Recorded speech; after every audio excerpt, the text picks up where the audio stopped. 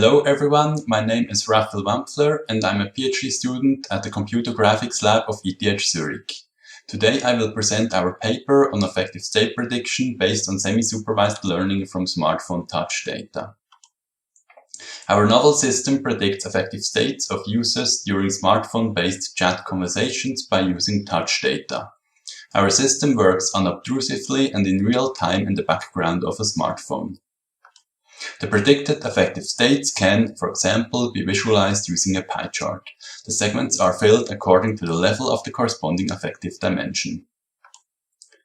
This type of visualization can be useful to convey information to others about the user's current affective state, like status messages.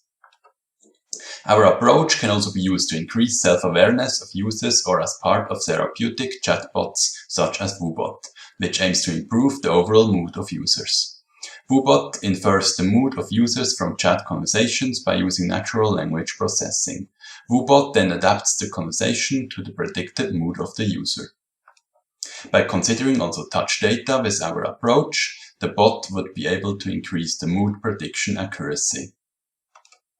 Affective states are psychophysiological constructs used to characterize the emotions and moods that arise and are experienced while individuals are engaged with a stimulus. In our work, we are representing an affective state using this three-dimensional model shown here, consisting of valence, arousal, and dominance. Valence indicates if a feeling is positive or negative, arousal describes the intensity of the feeling, and dominance indicates the degree of control over the situation. The majority of systems to detect affective states rely on biosensor data such as heart rate and skin conductance, or camera data to infer emotions from facial expressions. However, most of these setups are invasive and potentially costly, which can limit their widespread application. The quality of affective prediction models inherently depends on the quality and amount of data available to train them. Unfortunately, user studies are often expensive to run, so many times we have not quite as much labeled data as we wanted to have. From this limited amount of labeled data, most systems extract features manually. Manual feature extraction relies on domain knowledge and does not leverage the larger amount of available unlabeled data. Our lightweight and less invasive system extracts touch input characteristics of users while typing on smartphones and aggregates these metrics into two-dimensional heat maps. Then, a semi-supervised classification pipeline dynamically predicts affective states of the user based on automatically extracted features from the heat maps. For automatic feature extraction, we employ autoencoders on the heat maps. In the past, different work used different data sources to predict affective states on smartphones. Likamba and colleagues used multimodal data consisting of social interactions, browser history data, application, and location data. They assessed their system with 32 participants. On the other hand, Gao and colleagues used touch data such as pressure and speed of touch to predict affective states while users played a game. They assessed their approach with 15 participants. In contrast to these previous works, we conducted a large-scale experiment with 70 participants, and we used chat conversations. Chat applications are especially relevant as they currently rank as the most used applications on smartphones. By using two-dimensional heat maps in contrast to raw data, we are also considering the spatial distribution of the data. Finally, in contrast to manually crafting features, we employ autoencoders to automatically extract features from the touch data. In the past, autoencoders have shown to provide large improvements in classification accuracy in other domains. For example, Klingler and colleagues were able to improve the classification accuracy of handwritten digits by up to 26% by employing autoencoders. As another example, a method for the classification of real-world images reached a reduction of the error by 50% using autoencoders. Our semi-supervised classification pipeline for predicting affective states based on touch data consists of the following three steps. First, we extract two-dimensional heat maps from touch data. Then we train a variational autoencoder on the extracted heat maps. Finally, we classify affective states based on automatically extracted features from the autoencoder. We use a sliding window approach to aggregate individual touch inputs into three types of heat maps. The first type represents the touch pressure during typing. The second type provides information about the typing speed and is equal to the time difference between two consecutive touchdowns, normalized by the distance. The third type provides information about the speed between touch events. For the down-down speed and up-down speed metrics, we assign their value to every pixel on a straight line between the events. All metrics are standardized based on the mean and standard deviation during a baseline typing period.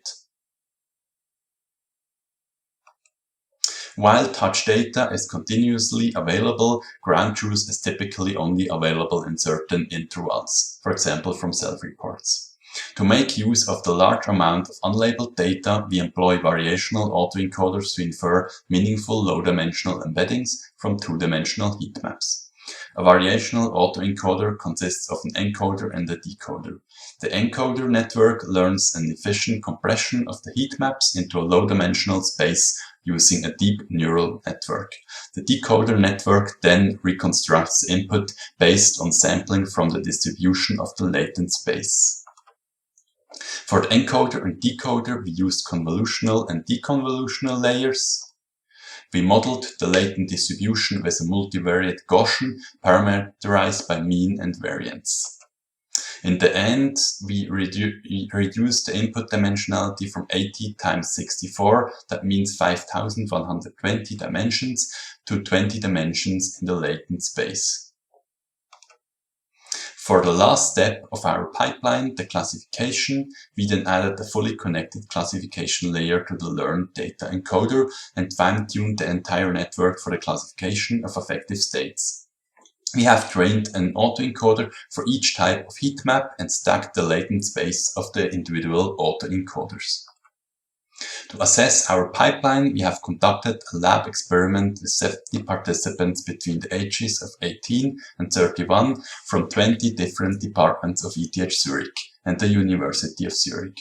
We captured more than 70 hours of touch data. From this data, we extracted over 44,000 heat maps for each type of heat map. After the participants have been instructed, the experimenter exited the room and used one of the Skype contacts to start a short small talk conversation with the participants. This conversation was used to make the participants comfortable with the keyboard and the handling of the smartphone. Next, participants were instructed to watch a nature video for 5 minutes on the smartphone that was used as relaxation and allowed them to acclimate to the room environment. At the end of the nature video, participants were asked to type 2 well-known pangrams that served as a baseline for touch input during the modeling stage.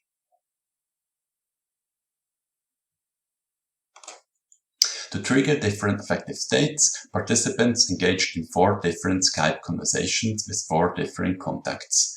Participants were told before the experiment started that the 4 contacts were real people sitting next door. The order of conversations was randomized across participants. The conversations consisted of a shocking conversation about the Rohingya genocide,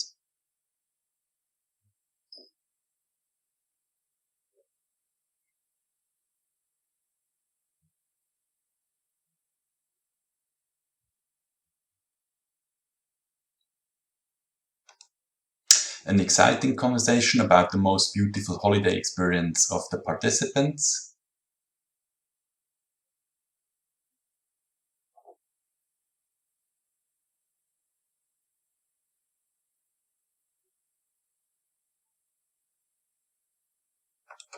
a rude conversation,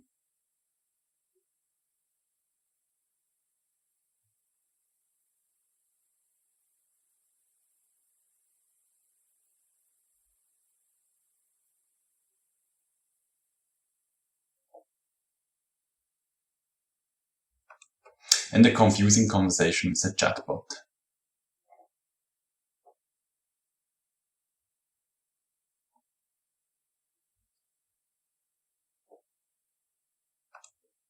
Every 90 seconds, the participants had to fill in a self-report measuring the affective state in terms of valence, arousal, and dominance on a 9-point scale. In addition, we measured the presence or absence of stress and the basic emotions anger, sadness, happiness, and surprise.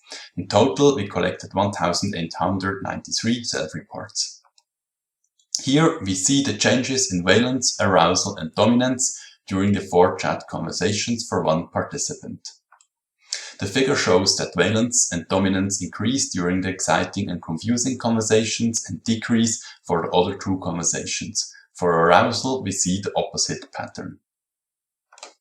We have evaluated our model using leave one user out cross-validation. Here we present the ROC curves for predicting valence, arousal, and dominance on 3 levels. The red, green, and orange curves represent the performance we achieved using only pressure down speed and up-down speed heat maps respectively. The blue curve represents the performance when using all heat maps in combination. Our results show that we can accurately predict 3 levels of valence, arousal, and dominance with an AUC of up to 0.84. For valence, the typing speed heat maps performed best. For arousal, pressure heat maps showed the best performance.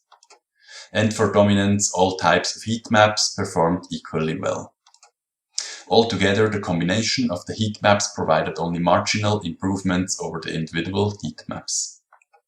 Here we see the confusion matrices for valence, arousal, and dominance based on the combination of all heat maps.